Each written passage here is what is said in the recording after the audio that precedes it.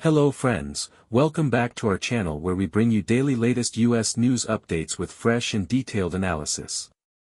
Today is January 27, 2026, and in the last 24 hours, a massive viral story has grabbed everyone's attention in the US, the fatal shooting of ICU Nurse Alex Pretti by ICE agents in Minneapolis, Minnesota. This incident is so huge that bystander videos are getting millions of views on social media. Protests are spreading nationwide, and President Trump himself has gotten involved by sending his border czar. Besides this, there's winter storm chaos, government shutdown risks, and some international tensions brewing. Today, we'll explain it all from zero: what exactly happened, the background, the political angle, public reaction, and what impact it could have in the future. So let's dive into the details so you get the complete picture and can confidently share it with your friends. First, let's talk about the main event, the Alex Pretti shooting. 37-year-old Alex Pretti was an ICU nurse at a reputed hospital in Minneapolis, known for being highly dedicated in her profession. On Saturday late evening, when ICE, or Immigration and Customs Enforcement agents, were conducting a routine deportation operation in the local area, a peaceful protest against immigration policies was happening there. According to reports, Alex was participating in the protest and was lawfully armed under Minnesota's concealed carry laws, which are allowed in some U.S. states. When agents went to arrest an undocumented immigrant, a scuffle broke out in which Alex got involved. DHS body camera footage shows that the agent felt his life was threatened because Alex drew her weapon, and he fired defensively, hitting Alex with multiple gunshot wounds, leading to her death on the spot. This is the second such incident in recent weeks. Earlier, a local resident named Renee Good was also killed in a similar way during an ICE operation. A viral bystander video circulating on social media shows agents wrestling with another protester, and people are saying excessive force was used. Minneapolis police have said an investigation is underway, but Governor Tim Walz has immediately ordered a halt to federal operations at the state level and demanded an independent probe. Public outrage is so high that protests have now spread beyond Minneapolis, with solidarity marches in places like New York and Chicago. Now, understanding the background is crucial, folks. This is all a result of President Donald Trump's mass deportation drive that started after his January 2025 inauguration. Trump promised during the election to deport millions of undocumented immigrants, and for that, he appointed Tom Homan as border czar, who is focusing on strict enforcement. In a blue state like Minnesota where liberal policies are strong, this clash was natural. Local laws allow concealed carry, but federal agents are trained to neutralize threats. Experts are saying this is a perfect storm: armed civilians versus federal authority. Civil rights groups like the ACLU have filed a lawsuit against ICE, claiming excessive force and violation of First Amendment rights for protesters. On the other hand, Trump supporters are saying the agents were in self-defense, and this proves deportation operations have become dangerous due to armed resistance. Hashtags like #JusticeForAlex and #BackTheBlue are trending on social media, showing divided opinions.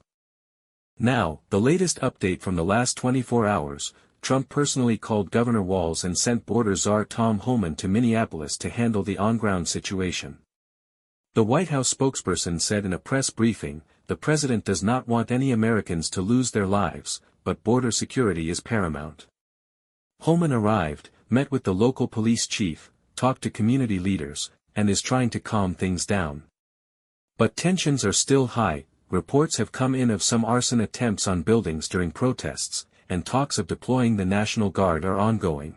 CNN and Fox News are covering it non-stop, one side highlighting the humanitarian angle, the other law and order. This incident has sparked a national debate on gun rights versus federal power. The NRA has supported the agents, while gun control groups say weapons should be banned in protest areas. Let's talk about the political impact in detail. There's a deadlock in Congress on the DHS funding bill right now.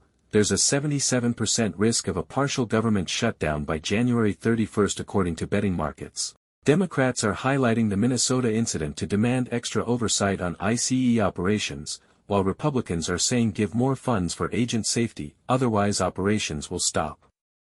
Back-channel talks are happening between the House Speaker and Senate Majority Leader for a compromise, but Trump tweeted no compromise on borders.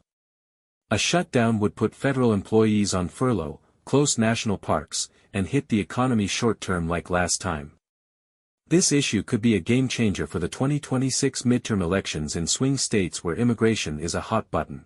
Analysts say it will affect Trump's approval rating. If protests are controlled, it's a win, otherwise, a loss. Now, another viral news from the last 24 hours, nationwide winter storm devastation. Heavy snow and high winds in the northeast U.S. caused a small aircraft to overturn on the runway in Maine, killing 6 out of 8 people. Airports are paralyzed, major hubs like JFK and Logan have canceled flights. Power outages in over 500,000 homes, death toll now over 20 from hypothermia. The National Weather Service has issued warnings for more snow, and critics are blaming Biden-era climate policies for changing patterns. Federal aid has been announced by FEMA, but delays could happen due to budget fights and shutdown risks. And one international angle, the NATO chief said it will be tough for Europe to defend without the US, in the context of Trump's policy of reduced spending on Europe. Iran tensions are also simmering in the background with Middle East troop deployments, but it's not top viral yet. Overall, the last 24 hours have been turbulent for the US, law enforcement, politics, and weather all mixed together. Now analysis time, folks, with personal insights. The Minnesota shooting makes everyone think, are mass deportations worth civilian lives? The Trump admin is achieving numbers, with lakhs already deported, but what's the cost to public trust? The local versus federal jurisdiction clash could become a long-term problem, possibly going to the Supreme Court. If protests turn more violent, Trump might take steps like martial law, which is risky for democracy. The winter storm reminds us of infrastructure weaknesses. Billions will be needed in repairs from taxpayer money. Politically, Democrats have got this issue for the 2026 midterms, but if the economy gets hit by a shutdown, they'll face backlash too. In the future, expect more armed confrontations in deportation drives even in red states, and there should be a policy rethink on training. Look at the public reaction, millions of views on TikTok for Alex's family statements, Instagram reels going viral with body cam breakdowns. Polls show 55% of Americans support deportations but 70% oppose lethal force in protests. This divide is deep, urban versus rural, liberals versus conservatives. Brands are also reacting, healthcare companies issuing statements on nurse safety. Economically, the Minnesota incident will hit tourism and local businesses due to protests. DHS-related stocks are fluctuating in the market. Long-term, a bipartisan immigration reform bill could get pushed, but unlikely under Trump.